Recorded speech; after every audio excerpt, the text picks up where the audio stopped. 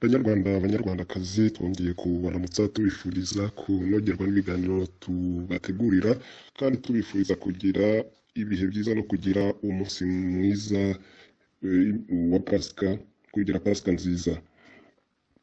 Tudatinze rero twongeye kubategurira amakuru anyuranye, turibanda ku ngingo zitandukanye.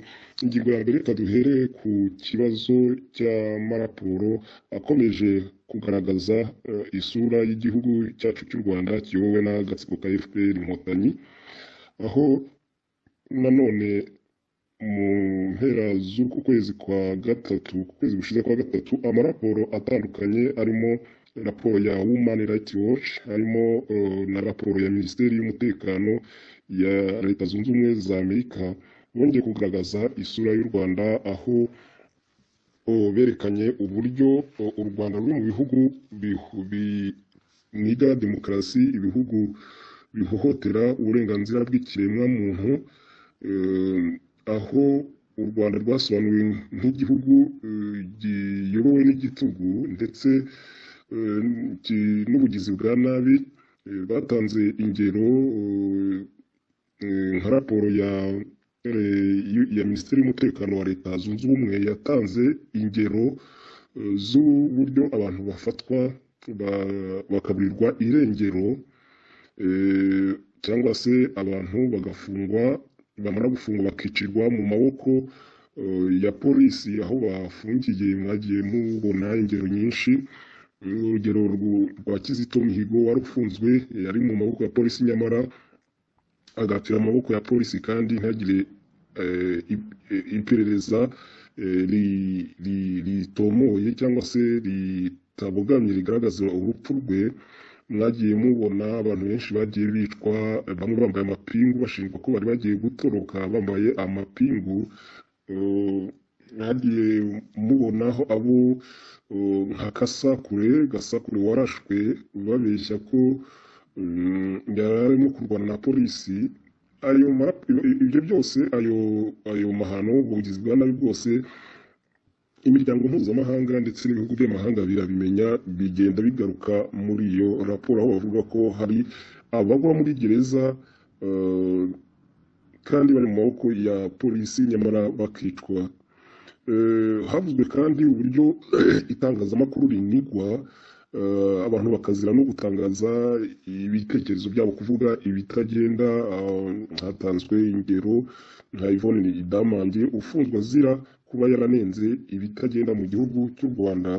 Haravugwa byinshi kandi ku bijyanye n'amabwiriza ya COVID, ya coronavirus, uburyo leta ibyitwaza kugira ngo ikande rubanda. Ibyo byose byagiye bisohoka mu maraporo, yaba ari raporo ya Human Rights Watch cyangwa se raporo ya Minisiteri y'Umutekano ya Leta Zunze Ubumwe za Amerika. Nk'uko bisanzwe rero, mwatwaza mutesi igihugu cy'u Rwanda, leta y'u Rwanda yabivuzeho iki? Nk'uko bisanzwe yaraduciye irarumira, kugeza na n'ubu nta kintu iratangaza kuri ayo maraporo, iraceceka ikifata nk'aho nta cyabaye. Banyarwandakazi rero, akarengane mufite kamaze kuba kenshi, kuko murabona ko karenze imipaka. Akarengane k'abanyarwanda isi yose irakabona, nkaba mvuga nti ntibikiri ibanga, kuko isi yose iragenda ibibona. Tugarutse rero ku kibazo cy'ubutabera, cyagombye kwitwa ubutabera, ariko sinzi niba umuntu yavuga ko ari umutabera mu gihugu cy'u Rwanda. Twagaruka ku rubanza rwiswe urubanza rwa Rusesabagina na bagenzi be, aho leta ikomeje gukora ikinamico muri icyo cyiswe urubanza, aho leta igenda izana abashinja, abatangabuhamya bashinja Paul Rusesabagina na bagenzi be, ariko ugabona ko ari abantu baguzwe, umuntu yakwita nk'abacanshuro, bahawe ikiraka cyo kuza gukorera amafaranga. Harimo abanyarwanda ubwabo, ndetse ugasanga harimo n'abaturuka mu bihugu by'amahanga, aho ubona bagenda bahabwa amafaranga atari make nk'uko byagiye bivugwa. Hari abavuga ko benshi bahabwa amafaranga atari make, cyangwa se ko ari abantu bakomeje gukorera leta ya Kigali bafite imishahara itari mitoya kugira ngo bafashe leta kuneka abatavuga rumwe nayo, ndetse no kuba iyi leta yabasha kubahimbira ibyaha.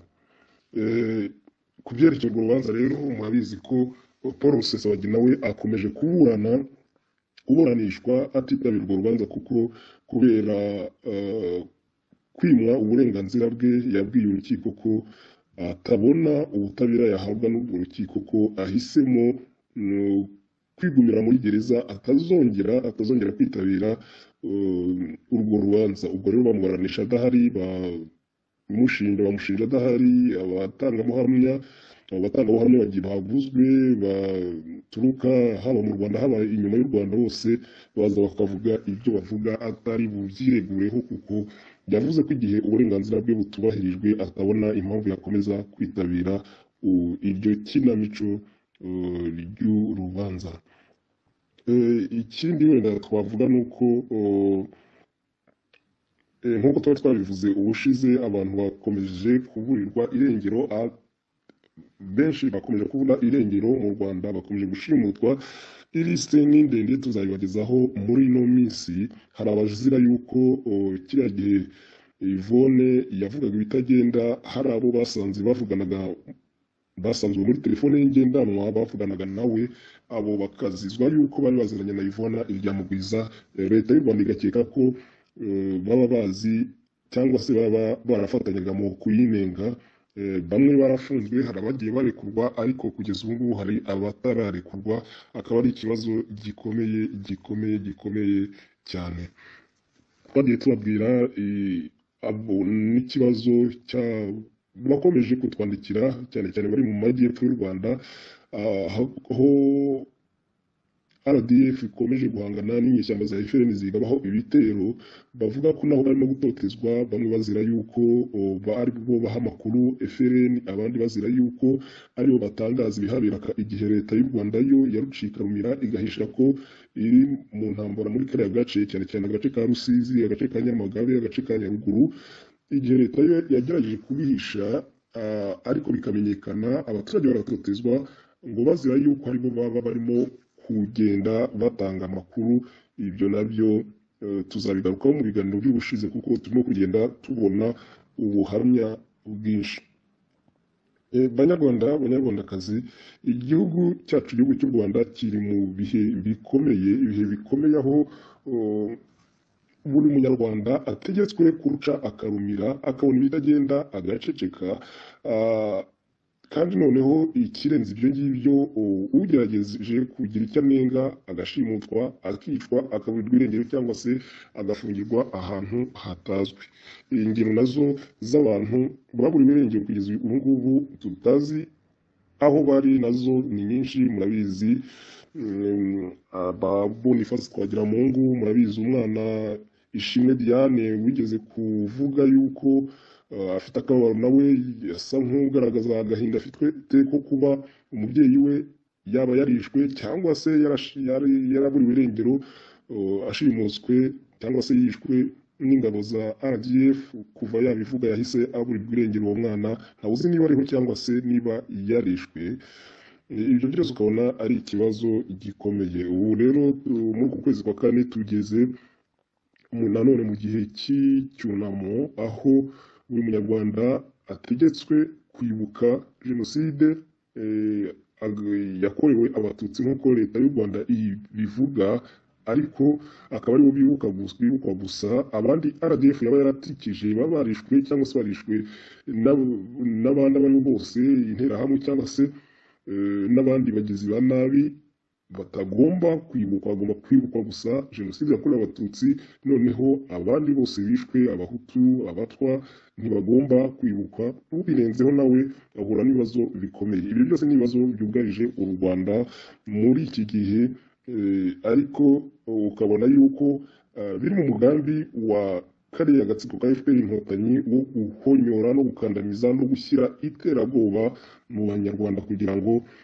kiyoborera igihugu kayoboze igihugu kakiyoboje icyoba